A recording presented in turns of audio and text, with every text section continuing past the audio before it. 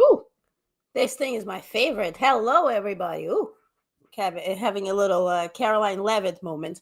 Thank you for being here. I hope you had a peaceful weekend and a peaceful Monday.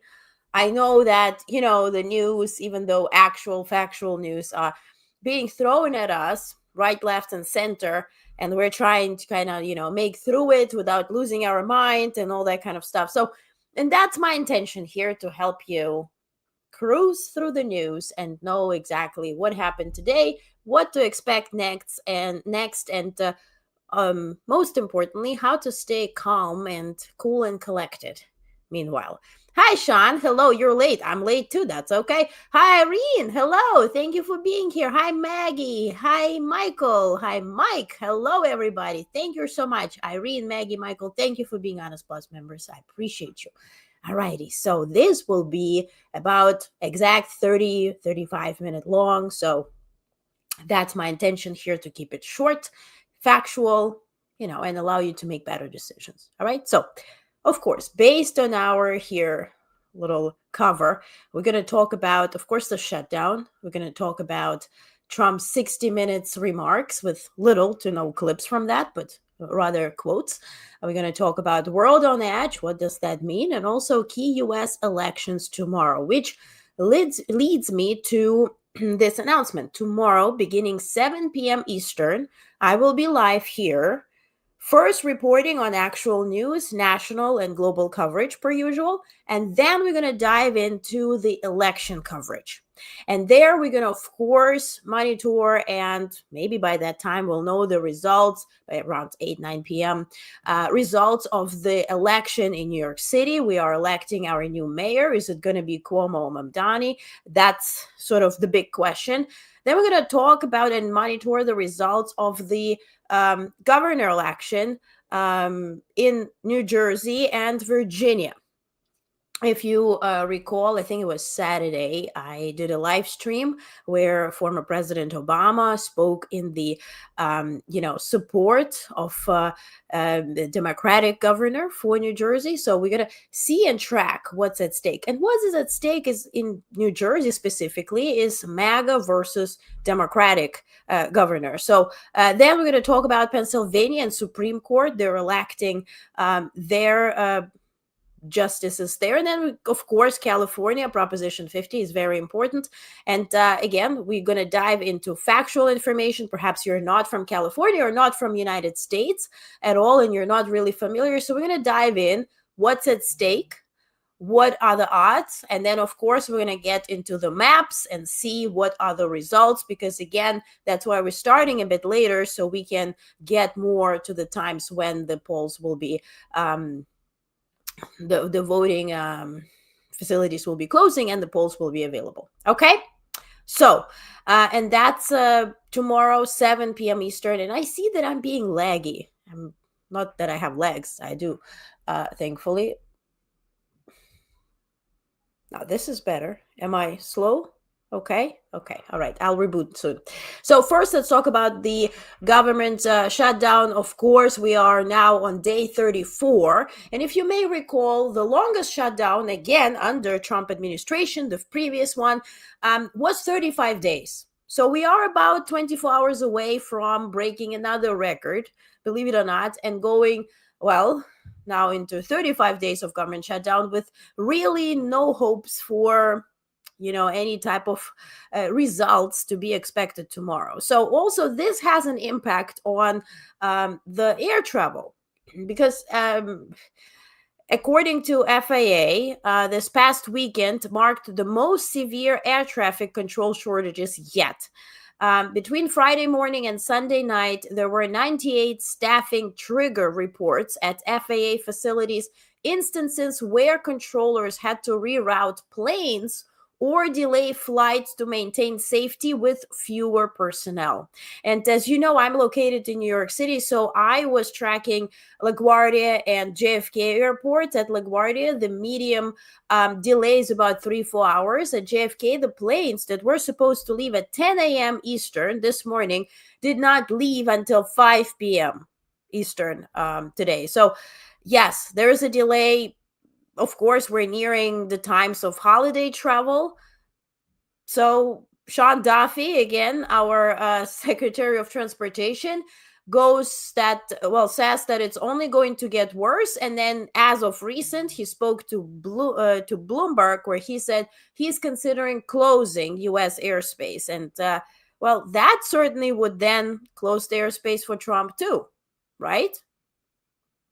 I think I'm really delayed. So give me 1 second. I'll be right back.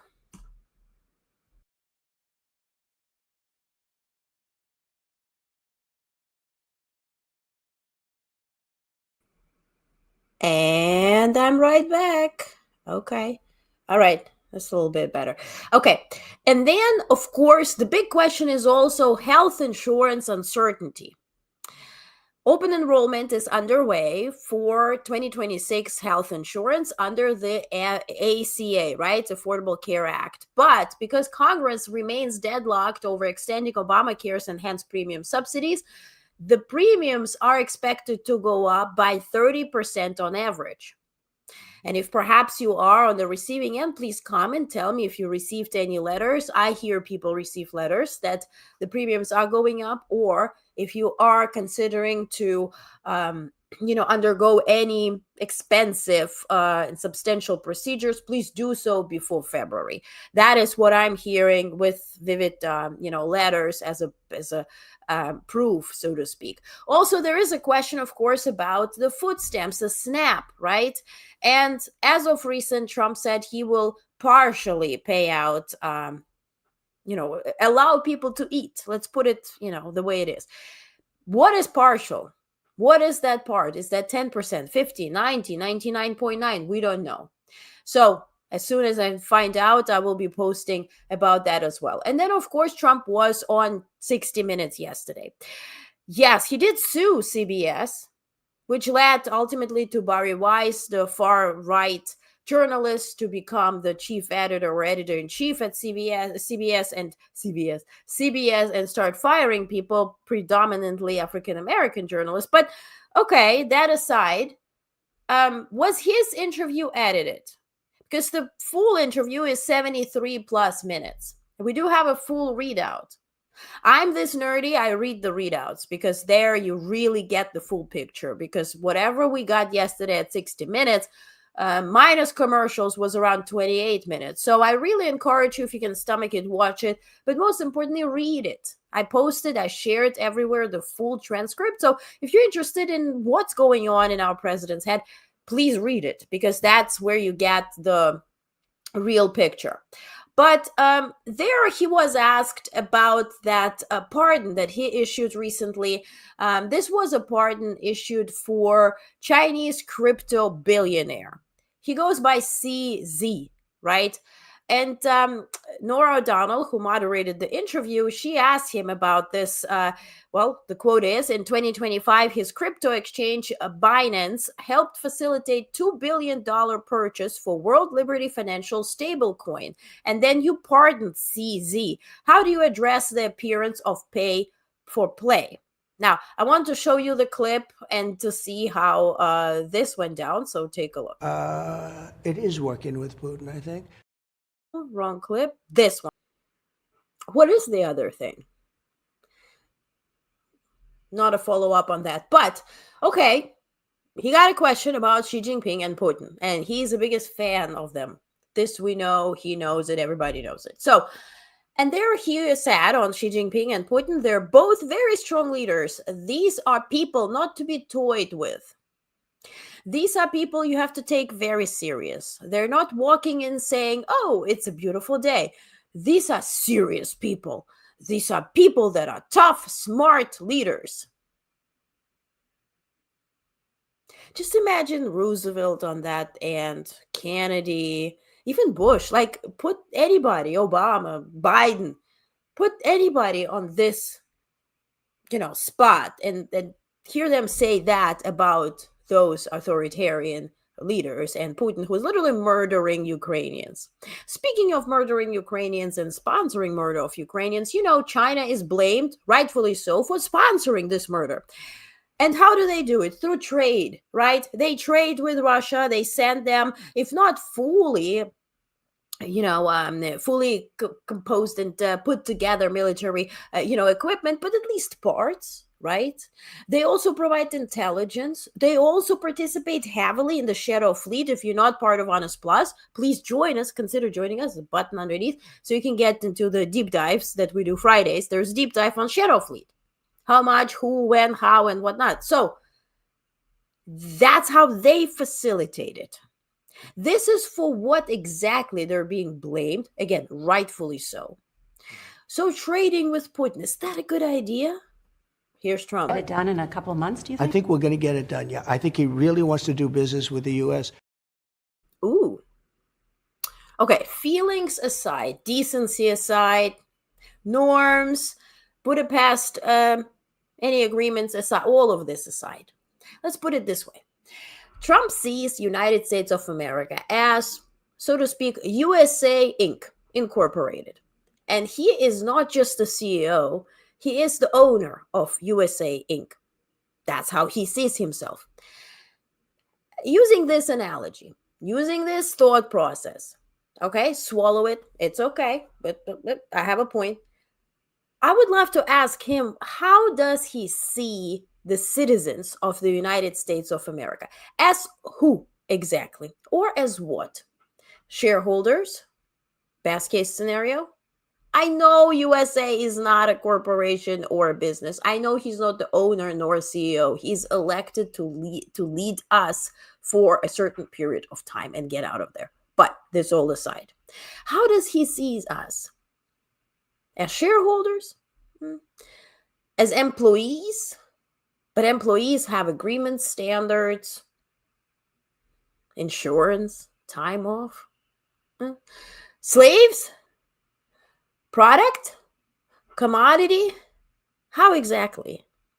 If you were to ask him, because that's the analogy, he says the United States is a big store. We are a business. We are this. We are that. Everything for purchase. Trade deals. Whoo! So who are we in this constellation? Can somebody ask him?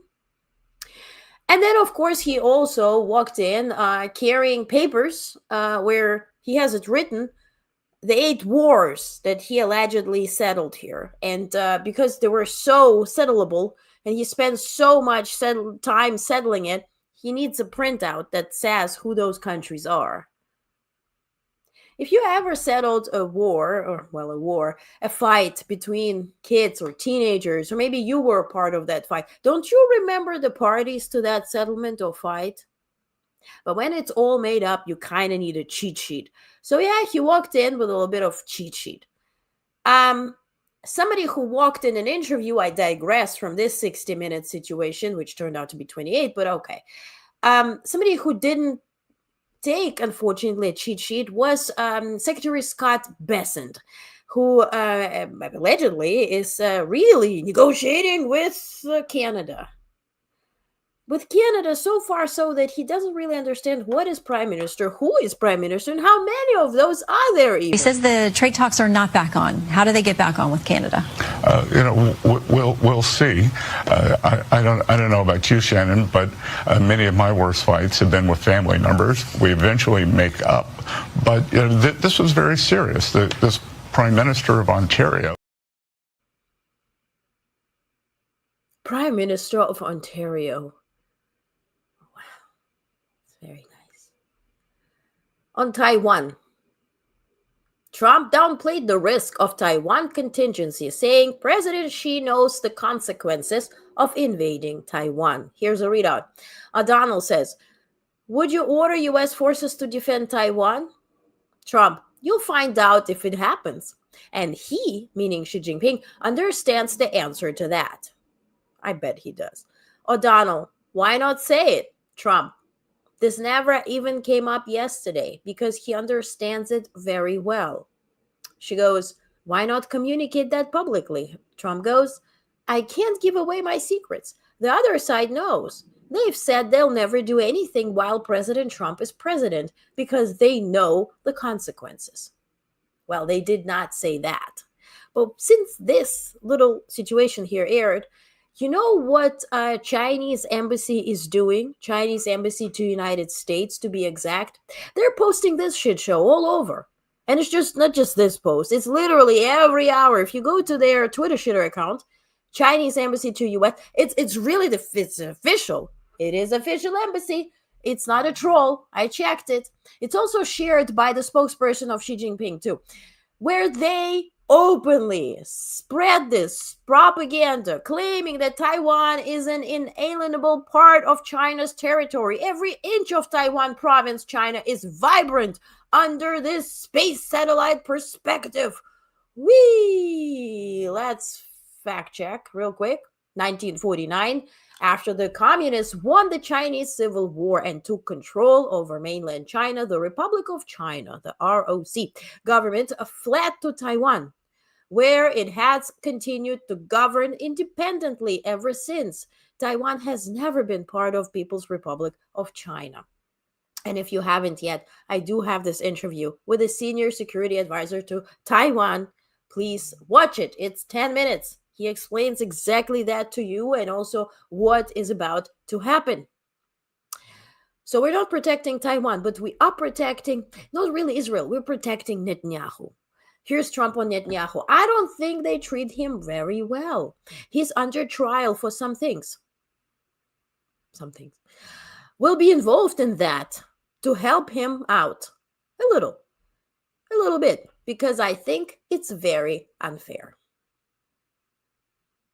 So whenever somebody says this government is really pro-Israel, I want you to really be specific. Pro whom in Israel? Because this is Netanyahu government, and as far as I'm concerned, the approval rates within Israel for Netanyahu are in the shitter. There was also a missing segment which did not air, but nobody's going to sue Trump because he sues everybody. So a portion of the interview cut from the final CBS broadcast featured Trump claiming CBS paid him a lot of money over an edited 2020 segment. Obviously, he's referring to the allegedly edited interview with Kamala Harris. So that's the transcript. And actually, says Trump, 60 Minutes paid me a lot of money because they took her answer out that was so bad. It was election changing.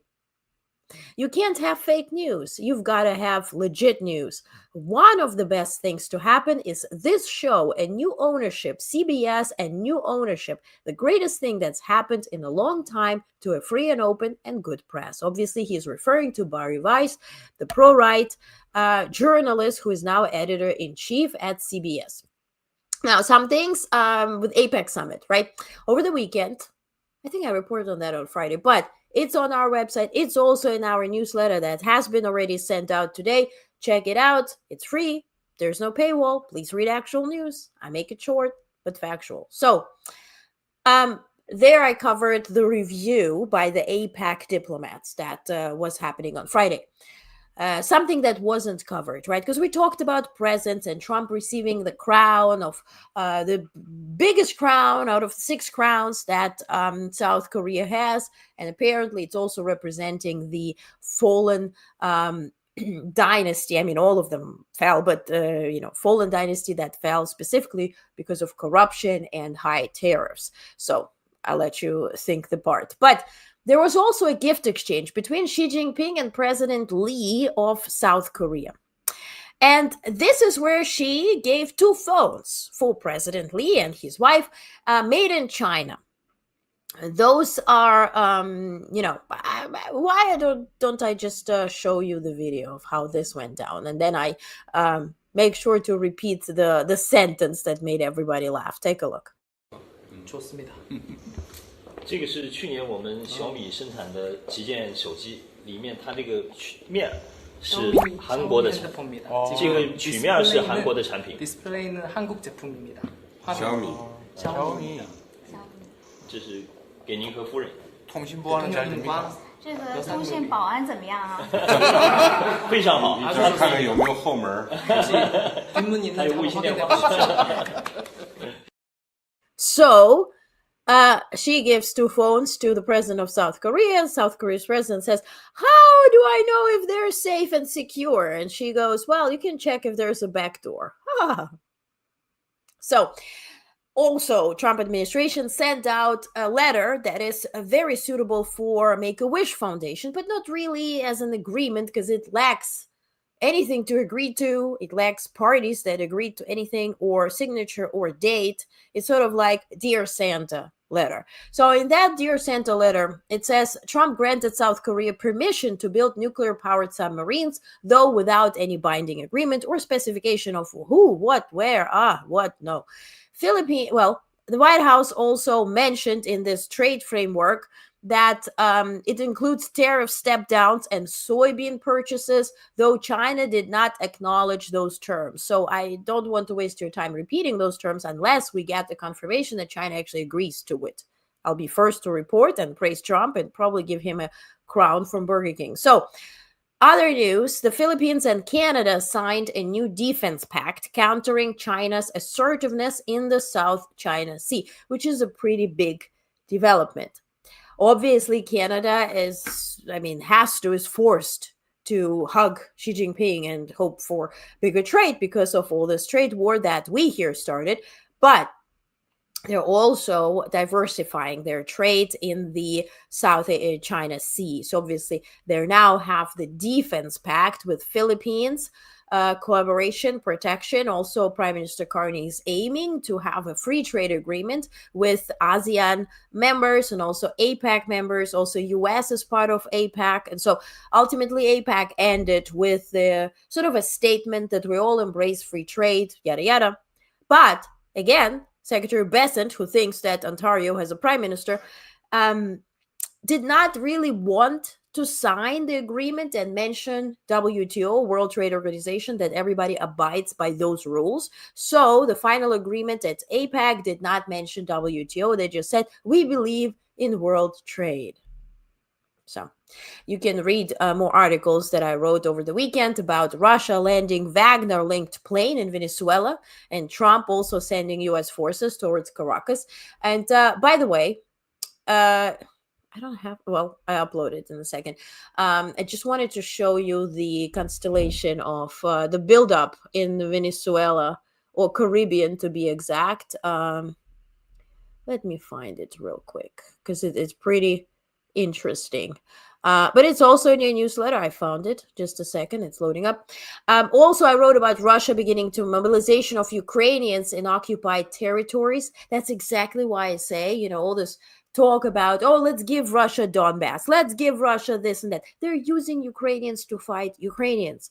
Also, Trump and Xi meeting in South Korea. What exactly went on there. So all of that is on honestnetwork.com, and it's linked in description here. So this is the current buildup in Caribbean. So if you want to come close. So you do have here, let me open it here because I can't see real quick. Okay. All right. So as you see here, there is F-35 fighter jets, V-22 transport aircraft, KC-130 refueling tankers, C-17 cargo transporters, USNS waters. Yeah. So they also pulled whatever we had also stationed near Japan. They also pulled it closer to Venezuela now. So yes, it's USS Jason Dunham. You get, again, this thing is in your newsletter, so you can zoom it in and then check it out. Also, B-1B is flying over, and B-52 is flying over. It's a big buildup and looks less funny than it looked about a month ago. So is it imminent? Is it not? We'll see. My belief, again, you can read how I come to this conclusion. It's on the website. It's also in the newsletter, is that it is Putin's incentive to make sure that Venezuela will be calling for his help, which they did as a result. And by the way, Venezuela asked China and Iran for help too. And Putin, as a result, signed a 10-year unconditional collaboration, military and defensive pact with Venezuela. So I don't think Trump would be going into this, but this does certainly give Putin more leverage to use Venezuela's resources. Exactly the same thing that Trump wants. Also, U.S. is to conduct subcritical nuclear tests ahead of Minuteman III launch. So, United States plans to carry out new series of subcritical nuclear weapons tests. U.S. Energy Secretary Chris Wright talked about that. Listen in. Is that where these new tests are going to be? I think the tests we're talking about right now are system tests. These are not nuclear explosions. These are what we call non-critical explosions. So you're testing all the other parts of a nuclear weapon to make sure they deliver the appropriate geometry and they set up the nuclear explosion.